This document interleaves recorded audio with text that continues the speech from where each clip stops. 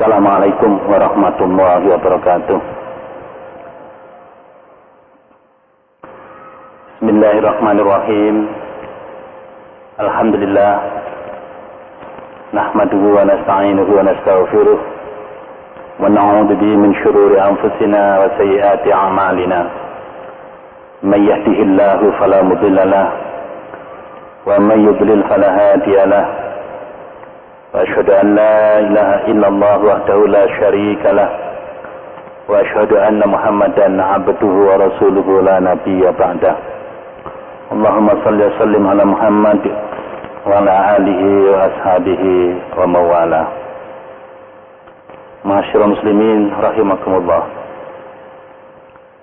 Alhamdulillah, segala puji hanya milik Allah. Dialah pencipta dan dia pula pemilik serta dia pula pengatur seluruh makhluknya yang ada ini. Dia pula yang memberikan nikmat karunia-Nya, mencurahkan rahmat-Nya bagi seluruh makhluknya ini. Kita ada di masjid saat ini juga merupakan wujud daripada kasih sayang Allah, merupakan wujud dari curahan rahmat Allah kepada kita semua. Kita bisa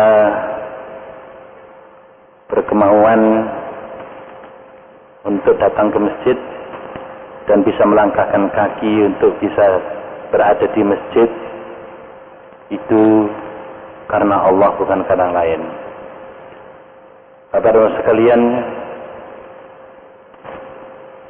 hidup dan kehidupan ini tidak bisa terlepas dari Allah Subhanahu wa Ta'ala. Hidup kita ini tidak pernah terlepas dari perbuatan Allah Subhanahu wa Ta'ala, dari kudrat dan iradat Allah Subhanahu wa Ta'ala. Karena itu kita sebagai muslim yang telah mengenal akan keberadaan Allah dalam hidup dan kehidupan kita ini, maka kita berusaha untuk senantiasa dekat. Kita berusaha untuk senantiasa mendekatkan diri kepada Allah Subhanahu wa Ta'ala dengan melaksanakan perintah-perintahnya dan menjauhi larangan-larangannya. Bapak dan Ibu sekalian, sebagai orang yang beriman kepada Allah Subhanahu wa Ta'ala, kita menyadari bahwa hidup ini adalah amanah Allah yang harus kita tunaikan. Kita adalah pemangku amanah Allah di muka bumi ini, bukan pemangku amanah yang lain. Jadi hidup ini adalah dalam rangka melaksanakan amanat Allah. Orang yang beriman menyadari betul akan hal ini, sehingga orang yang beriman menyadari hakikat hidup ini adalah berurusan dengan Allah, bukan berurusan dengan yang lainnya. Kalau kita beraktivitas berhubungan dengan berbagai macam barang dan berhubungan dengan banyak orang, tapi kita sebagai orang beriman menyadari bahwa semuanya adalah dalam rangka berurusan dengan Allah. Bapak dan Saudara sekalian yang kami hormati,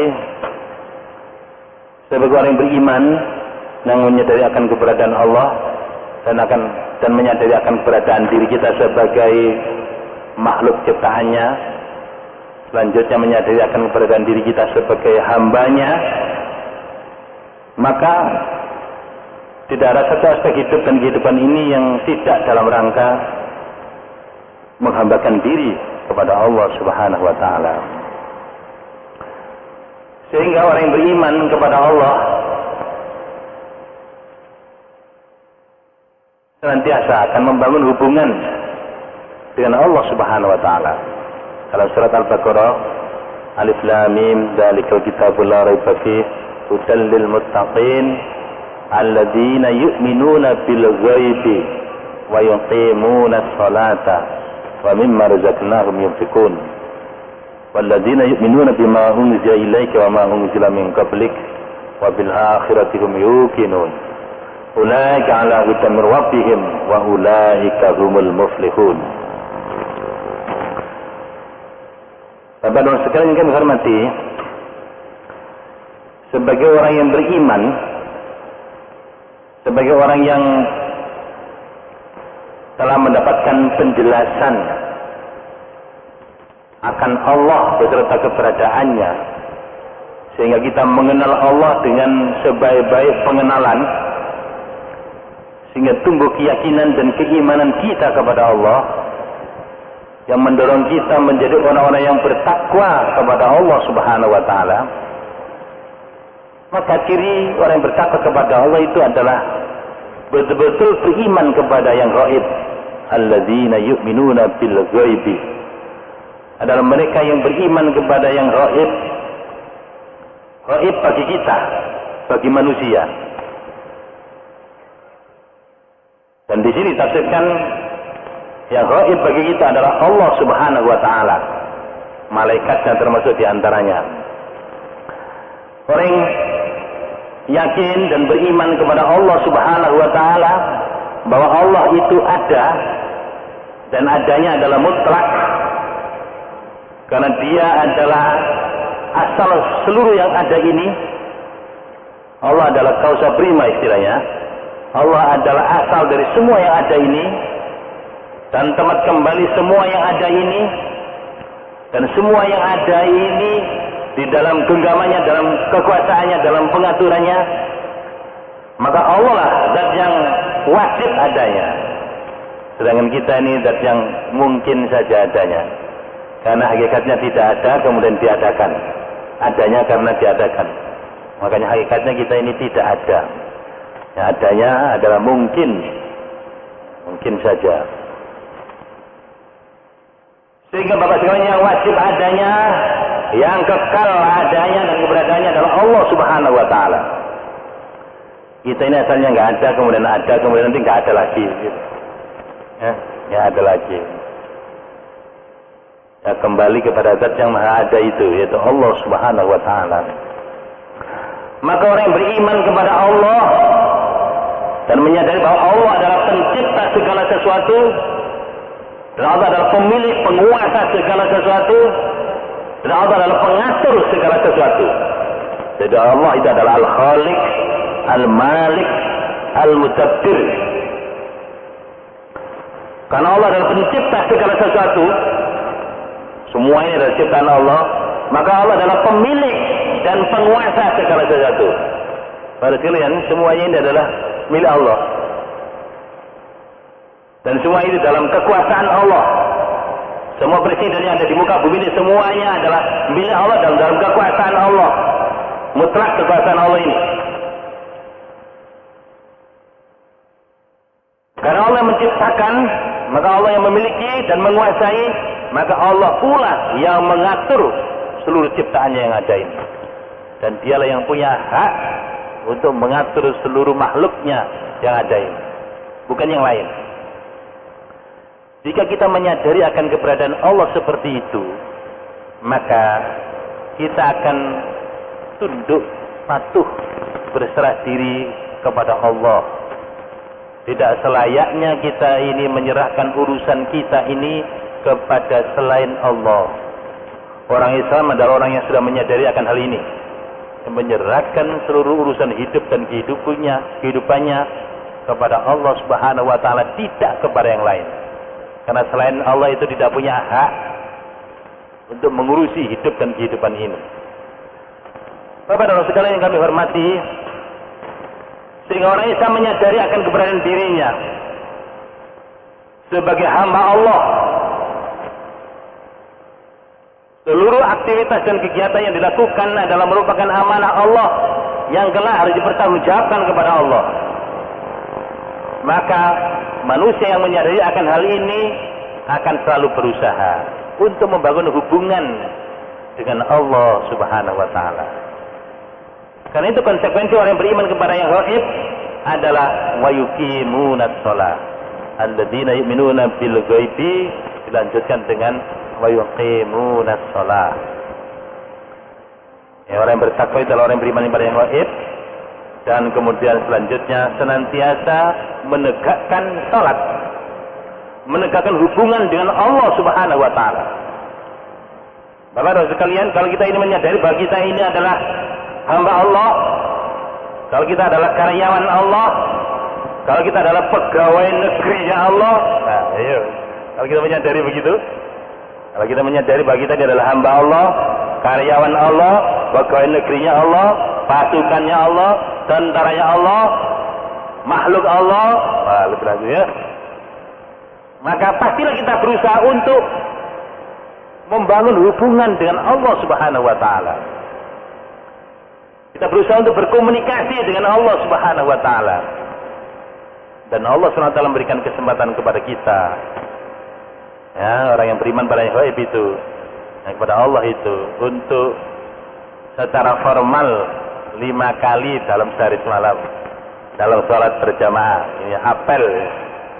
Ya, apel. Di bawah kepemimpinan seorang komandan, imam. Kita jadi makmumnya. Lapor kepada siapa? Kepada pemilik kita, Allah Subhanahu wa taala. Lapor kepada siapa? Kepada yang mengangkat kita sebagai khalifahnya di muka bumi ini. Tuh, lapor. Karena hidup kita ini urusannya dengan Allah, maka setiap saat kita lapor akan perjalanan hidup kita ini kepada Allah Subhanahu wa taala. Bapak dan Saudara sekalian, sehingga salat 5 kali dalam sehari semalam itu adalah merupakan upaya untuk menegakkan hubungan kita dengan Allah Subhanahu wa taala. Agar seluruh kegiatan kita, seluruh aktivitas kita, seluruh pengorbanan kita, seluruh perjuangan kita dari waktu ke waktu terkontrol, terkendali. Kita laporkan kepada Allah. Ketika kita berdiri, kita menyampaikan iyyaka na'budu wa iyyaka nasta'in. Hanya kepada Engkau ya Allah kami mengabdi. Nah, begitu. Ya, dari subuh ke duhur ke asar, asar ke maghrib, maghrib ke isya, isya ke subuh, subuh ke duhur kembali, muter begitu. Kalian, kita menyatakan diri, iyyaka na'budu. Hanya kepada Engkau ya Allah kami mengabdi. Tidak kepada yang lain. Wa iyyaka nasta'in, dan kepada Engkau ya Allah kami mohon pertolongan. Saya mengurusi diri saya ini, saya mengurusi keluarga saya ini, saya mengurusi yayasan saya ini, saya mengurusi ormas saya ini, saya mengurusi parpol saya ini, saya mengurusi negara ini, saya mengurusi dunia ini, saya mengurusi apa saja ini, semua hanya dalam rangka mengabdi kepada Engkau ya Allah. Begitu Bapak dan sekalian. Tetap kita berdiri dalam sholat, kita menyatakan seperti itu. Jadi orang Islam adalah orang yang menyadari akan keberadaan dirinya sebagai hamba Allah, sebagai khalifahnya, sebagai karyawannya, sebagai pasukannya, sebagai tentaranya. Sehingga setiap saat harus lapor kepada Allah Subhanahu wa taala secara formal 5 kali dalam sehari semalam. Yang informal banyak. Terserah, saat Pak. Saat. Salat sunnah muakkad itu informal Pak. Ya, informal meeting namanya. Pertemuan informal dengan Allah Subhanahu wa taala. Kepingin lebih syahdu lagi komunikasinya, bangun jam 2 malam. Itu Pak. Jam 2, jam 3. Supaya komunikasinya menjadi terasa enak.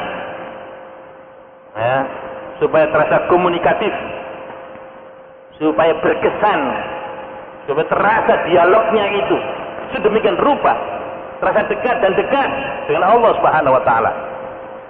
Jika manusia semua tidur, kita bangun, membangun komunikasi yang mesra. Inna nasyiatal laili hiya asyaddu wa ta'aw wa aqwamu qila. Sehingga sesungguhnya dalam keheningan malam, hiya asyaddu wa ta'an, itulah suasana yang paling memberikan kesan. Wata'an itu Kalau kita berjalan di atas pasir, ada bekasnya itu. Sesuatu yang sangat membekas. Wa aqwamu qila, dan ucapan yang kokoh. Nah, Bapak dan sekalian, kita perlu menikmati hubungan kita dengan Allah, betul Pak? Kita ini sebagai rakyat saja kita juga kepingin ketemu dengan presiden, ya. Oh, kalau ketemu dengan presiden itu luar biasa, seperti apa saja begitu. Nggak ada yang nggak serius kalau presiden datang itu, ya khusyuk. Kalau kita sudah memahami dan mengenal Allah dengan benar, mestinya kita lebih khusyuk. Ketemu dengan siapa? Allah Subhanahu wa Ta'ala. Nah, Bapak Saudara sekalian yang kami hormati, jadi indikasi orang yang beriman dalam kehidupan kesehariannya nampak. Bagi kita beriman kepada yang gaib, beriman kepada Allah, itu indikatornya adalah senantiasa membangun hubungan secara mesra dengan Allah Subhanahu wa Ta'ala, dalam rangka bertakarruf untuk mendekatkan dirinya kepada Allah Subhanahu wa Ta'ala. Jadi kalau ada orang ngomong beriman, tidak sholat, bahasanya ya, tidak sholat, bohong gitu Pak, bohong. Kemarin kita sudah menyampaikan tentang iman, ya, yang ngotori iman, yang membatalkan iman, dan seterusnya sudah. Nah, kalau kita imannya benar, maka Bapak-Bapak sekalian, sikap kita kepada Allah dalam hidup dan kehidupan ini akan menjadi benar. Termasuk kita akan memprioritaskan membangun hubungan dengan Allah Subhanahu wa Ta'ala. Ini penting sekali. Jadi kalau kita ini beriman kepada yang gaib, maka pastilah kita akan berhubungan dengan yang gaib itu, dengan Allah Subhanahu wa Ta'ala yang gaib bagi kita. Bagi kita. Karena Allah tidak bisa dijangkau oleh mata kita. Ya, la tudrikul absar wa huwa yudrikul absar wa huwal latiful khabir. Allah ini tidak bisa dijangkau oleh penglihatan-penglihatan kita. Tetapi Dia Allah yang menjangkaui seluruh penglihatan kita ini. Jadi Allah tidak bisa dijangkau oleh mata telanjang kita ini Pak. Tapi Allah justru yang menjangkau, meliputi seluruh penglihatan kita. Bagi Allah tidak ada rahasia. Bagi Allah tidak ada rahasia baik di langit maupun di bumi. Semua nampak bagi Allah Subhanahu wa Ta'ala. Dan bagi kita manusia yang terbatas ini, ya, kita merasa bahwa Allah itu adalah rahasia, gaib, ya, gaib bagi kita ini. Allah gaib bagi kita. Nah, Bapak-Bapak sekalian yang kami hormati, karena kita sudah menyadari akan keberadaan Allah yang sedemikian rupa itu, sehingga kita berusaha untuk membangun hubungan dengan Allah, maka orang yang beriman ini akan menegakkan hubungan ini dengan baik. Tidak akan meninggalkan sholat 5 kali dalam sehari semalam. Dan itu dilaksanakan dengan rasa senang. Datang ke masjid itu dengan rasa bahagia Pak. Gak terpaksa Pak. Wah, senang mau ketemu dengan Allah loh gitu Pak. Mau ketemu dengan presiden aja senang. Ya Pak, ketemu dengan presiden senang. Nah, ini ketemu Allah, mau berdialog dengan Allah. Jadi datang ke masjid dengan rasa senang, rasa bahagia, penuh ketawaduan dalam rangka mengagungkan Allah. Nah, orang yang beriman ini nanti akan menegakkan hubungan dengan Allah Subhanahu wa Ta'ala ini, yaitu menegakkan salat. Karena itu Rasul mengatakan salat itu adalah tiang agama. As-salatu imaduddin. Faman aqamaha faqad aqamaddin wa man tarakaha faqad hadamaddin. Salat itu adalah tiang agama.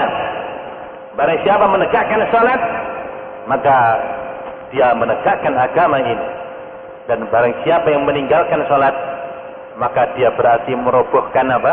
Agama.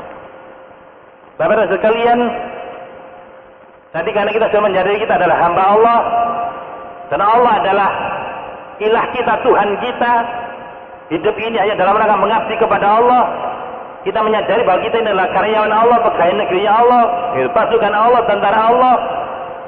Karena itu kita senantiasa berhubungan dengan Allah, melaporkan perjalanan waktu kita, perjalanan hidup kita dari waktu ke waktu kepada Allah Subhanahu wa taala, sehingga orang Islam adalah orang yang berusaha untuk menegakkan hubungan dengan Allah. Iqamatus shalah. Orang yang seperti ini, Pak, yang bisa mengontrol dirinya, orang yang bisa mengendalikan dirinya, orang yang bisa menegakkan amar ma'ruf dan nahi mungkar, adalah orang yang bisa menegakkan sholat. Karena itu Luqman Hakim dalam mengajari anak-anaknya untuk bisa menghindari kemungkaran dan kemaksiatan dan bisa menegakkan yang ma'ruf, maka perintahnya sholat terlebih dahulu. Kalau anak manusia ini tidak berusaha untuk menegakkan hubungan dengan Allah Subhanahu wa taala, maka di sana setan dan selanjutnya sumber kejahatan dan kemaksiatan akan terjadi dalam kehidupan umat manusia ini. Dengan Luqman Hakim menyatakan, dan ini diabadikan oleh Allah dalam Al-Quran, ya bunayya aqimis shalah wa'mur bil ma'ruf wanha 'anil munkar. Wahai anakku, aqimis shalah, tegakkan salat. Baru selanjutnya wa'mur bil ma'ruf wanha 'anil munkar. Tegakkan salat dulu, baru amar ma'ruf dan nahi munkar itu bisa dilaksanakan. Bapak dan sekalian, sering saya sampaikan bahwa kita harus mampu membangun hubungan dengan Allah secara baik. Antara langit dan bumi ini harus kita jalin. Kalau sudah putus, maka kehidupan kita di bumi ini akan gelap. Akan gelap. Wala takunu kalladzina nasullah fansahum anfusahum. Allah mengatakan seperti itu. Dan janganlah kamu menjadi seperti orang-orang yang melupakan Allah, sehingga Allah menjadikan orang tersebut lupa kepada dirinya. Ini rumus, Pak. Jadi kalau manusia itu sudah lupa Allah, dia akan lupa pada dirinya. Kalau manusia itu tidak ingat Allah, maka dia tidak ingat dirinya. Coba. Jadi kalau orang tidak ingat diri itu apa, Pak? Sakit apa, Pak? Sakit ingatan. Ya, sakit jiwa. Jadi rumus kesehatan jiwa ini adalah hubungan yang baik dengan Allah Subhanahu wa taala. Kalau manusia itu tidak baik hubungannya dengan Allah, maka dia akan terjangkiti penyakit jiwa. Dia akan lupa daratan. Ya. Wayang rakyat digarong, sakit jiwa itu, Pak. Ya, istrinya orang lain diambil, sakit jiwa, Pak. Rambut baik-baik dia kuncir-kuncir, sakit jiwa, Pak. Hidung baik-baik dikasih apa? Sakit jiwa itu, Pak. Itu bentuk sakit jiwa, Pak. Sepeda motor bagus-bagus dipreteli, bentuk sakit jiwa, Pak. Kenapa terjadi sakit jiwa? Karena hubungannya dengan Allah tidak baik. Karena orang yang tidak ingat Allah, maka tidak akan ingat dirinya, tidak ingat dirinya. Orang yang lupa Allah, lupa kepada dirinya.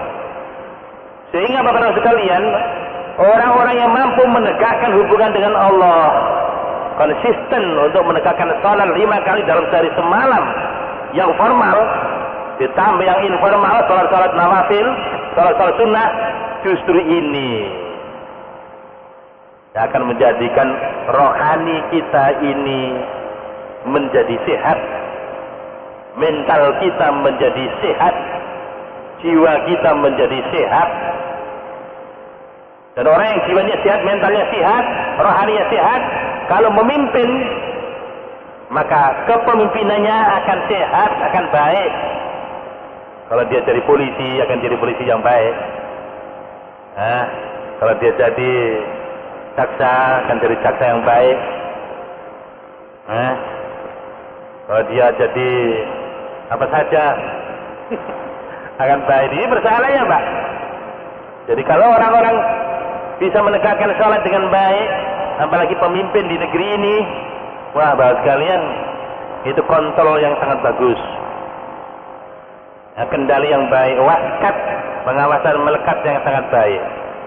Mestinya sebagai presiden memerintahkan lah, pada saat jam waktu sholat tiba, semua urusan berhenti, masjid semua. Wah indah Pak, yang masjid ini penuh seluruh negeri ini. Nah itu baru bagus Pak. Kalau masjidnya kosong, pabrik-pabriknya yang penuh, nah ini indikasi bahwa manusia itu sudah lebih tertarik kepada pabrik-pabrik, kepada benda-benda yang ada daripada kepada Allah. Lebih dekat kepada benda-benda itu daripada kepada Allah. Ini bentuk kemusyrikan zaman sekarang ini. Seringkali hal itu tidak disebut Pak. Bila ada azan berkumandang, dia masih asik ngurusi mobil, lebih senang mobil dia daripada Allah. Setelah azan berkumandang, lebih asik ngajar di kelas, gak turun ke masjid. Wow, itu sekalian. Kenal Allah itu. Tak mengenal Allah itu.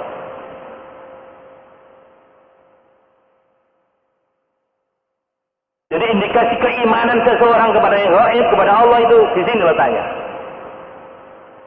Kalau masjid-masjid ini penuh, pabrik-pabrik kosong, tatap jam sholat, wah itu Pak, kapan bisa begitu Pak? Kapan bisa begitu Pak? Nah di sini persoalan kita ini sebenarnya ini. Padahal kalau sekarang berbahagia dengan takbir Allahu Akbar, itu nikmat yang luar biasa Pak, ya Pak. Kalau kita bisa menikmati hubungan kita dengan Allah, apa yang kita baca itu kita resapi sebagai kalimat-kalimat yang komunikatif dengan Allah Subhanahu wa taala, dan kita lakukan dengan penuh kekhusyuan, maka itu akan melahirkan kekuatan yang sangat luar biasa dari Zat yang Maha Kuat, yaitu Allah Subhanahu wa taala. Akan melahirkan ide-ide yang brilian. Dari mana? Dari sumber ide Allah Subhanahu wa taala. Begitu sekalian. Jadi wujud orang yang salatnya bagus itu, setelah ketemu dengan Allah pastilah berbinar-binar, pasti segar rohaniya, pasti ada ide-ide baru dan seterusnya. Begitu sekalian. Orang yang benar salat, kalau ketemu dengan presiden apa? Waduh, menarik kan, mesti begitu Pak. Apalagi ketemu dengan siapa? Allah Subhanahu wa taala. Masa habis ketemu dengan Allah Subhanahu wa taala gak ada apa-apa. Bahkan ada dialog, ada komunikasi dengan Allah Subhanahu wa taala, lapor. Oh gitu. Ada dulu dengan asar, ketika salat asar, saya melakukan begini ya Allah. Semua dalam rangka beribadah kepadamu. Semua dalam rangka menegakkan Islam dalam kehidupan ini, dalam bisnis saya, dalam politik saya, dalam ekonomi saya, dalam keluarga saya. Semua dalam rangka beribadah kepadamu ya Allah. Saya ada persoalan ya Allah. Ada yang mengganggu ini. Iyyaka na'budu wa iyyaka nasta'in. Hanya kepada Engkau ya Allah kami mohon bertolong. Tolong ya Allah. Dan terasa nikmat Pak. Dan terasa nikmat. Apalagi setelah membaca surat Al-Fatihah, membaca surat-surat yang relevan dengan persoalan-persoalan yang sedang dihadapi. Wah, semakin luar biasa Bapak sekalian. Nah ini, jadi mari kita jadikan salat ini sebagai sarana bagi kita semua untuk mendapatkan haul dan kuat, bahkan mendapatkan apa saja. Oh, Pak, yang kita inginkan, yang kita kehendaki. Ini salat Pak, jadi kita gak main-main. Salat itu karunia terbesar. Ya, bagi kita semua orang Islam ini Pak. Karena itu jangan sampai menyia-nyiakan salat. Jangan sampai menyia-nyiakan salat. Karena salat ini adalah karunia yang sangat besar. Dan rukun Islam yang pertama Pak ya, setelah syahadat, ya, perbuatan ini. Kalau syahadat kan bukan perbuatan ya. Salat. Sampai Rasulullah mengatakan awwalu ma yuhasabu bil abdu yaumil qiyamati as-shalah. Idza saluhat saluhat sa'iru amalihi wa idza fasadat fasadat sa'iru amalihi. Pertama kali yang dihisab Bagi seorang hamba di hari kiamat nanti di hadapan Tuhannya adalah sholatnya, loh Pak. Jadi pertama kali yang dihisab kita di hadapan Allah adalah apa? Sholatnya, Pak. Idza saluhat, kalau sholatnya baik, saluhat sair amali, maka baik seluruh amalnya. Wa idza fasadat, kalau rusak sholatnya, maka fasadat sair amali, maka rusak seluruh amalnya. Jadi kalau sholat kita ini baik, Pak, maka pikiran kita akan baik. Sholat kita baik, keyakinan kita baik. Sholat kita baik, ide kita baik. Bahkan ide briliannya akan muncul. Sholat kita baik, kehendak kita baik, kemauan kita baik. Sholat kita baik, spirit kita baik, Pak. Sholat kita baik, kepemimpinan kita akan baik. Sholat kita baik, sistem kita akan baik. Sholatnya baik, kalau sekalian manajemen kita, manajemen hidup kita akan baik. Sholat kita baik, Pak, jiwa kita baik, mental kita baik. Loh, Pak sekalian, sholat kita baik, karena rukuk dan sujudnya tumanina, maka fisik kita baik. Loh, Pak. Nah, ini perlu ada penelitian tentang sholat ini.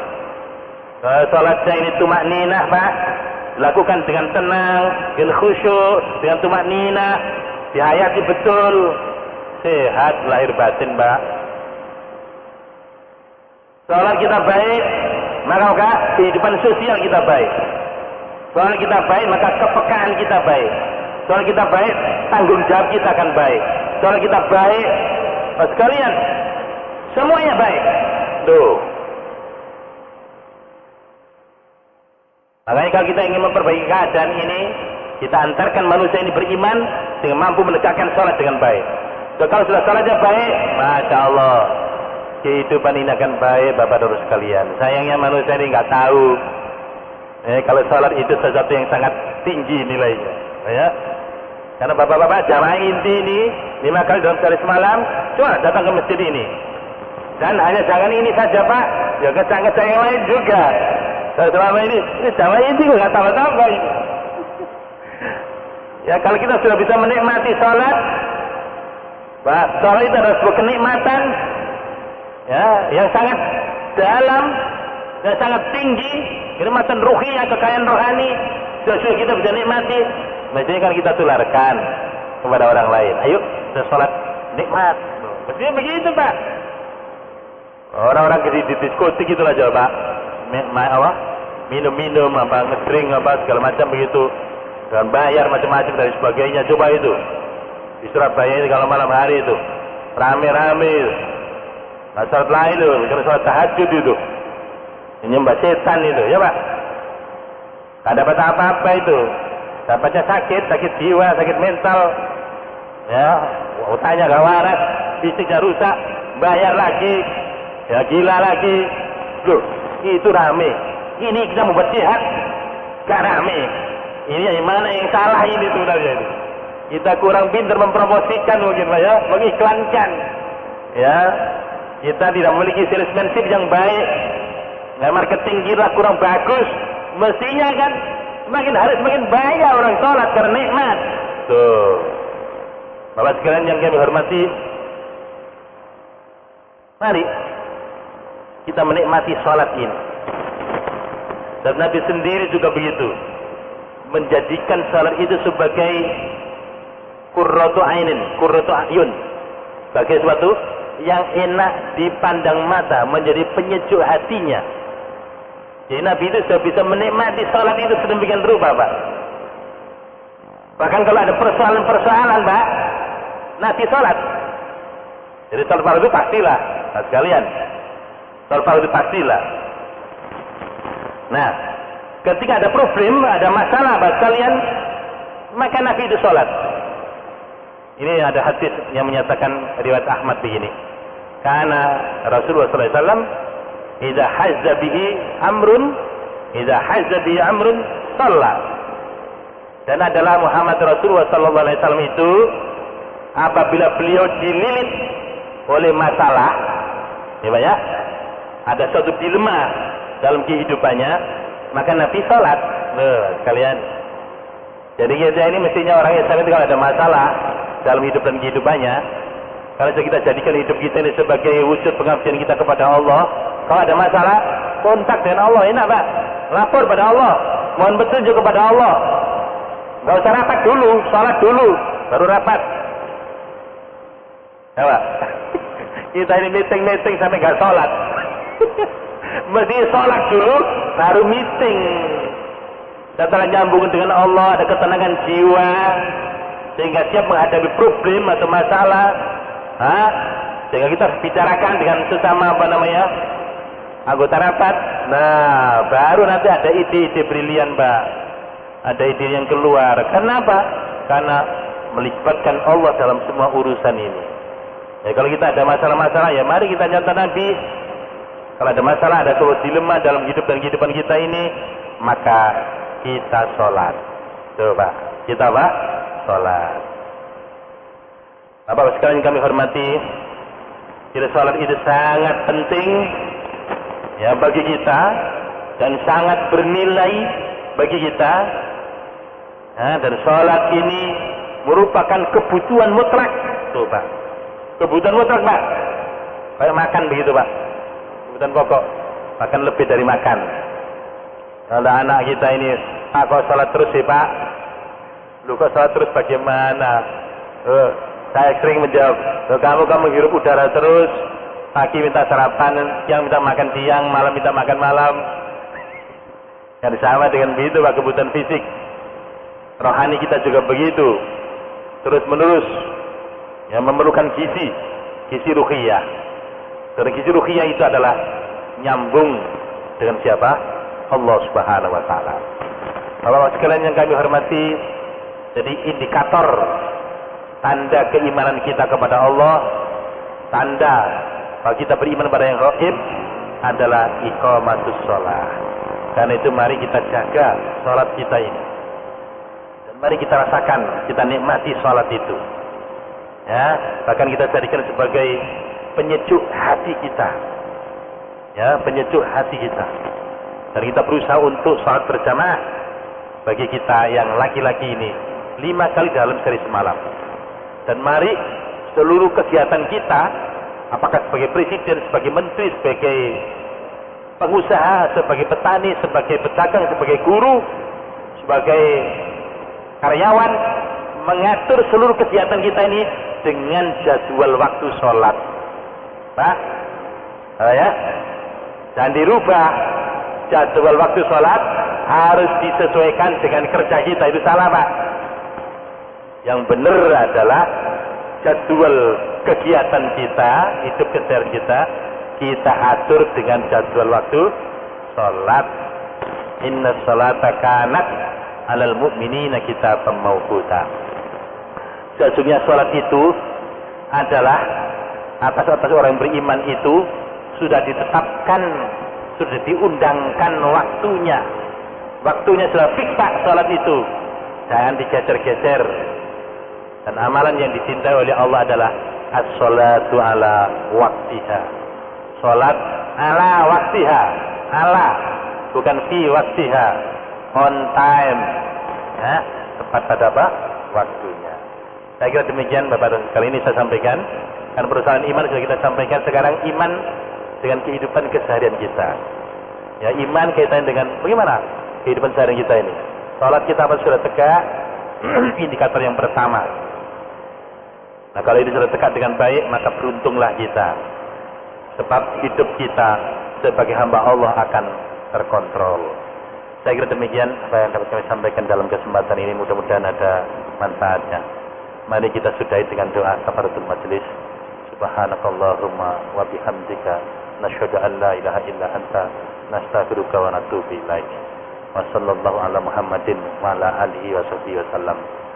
Amin amin walhamdulillahirabbil alamin. Wassalamualaikum warahmatullahi wabarakatuh.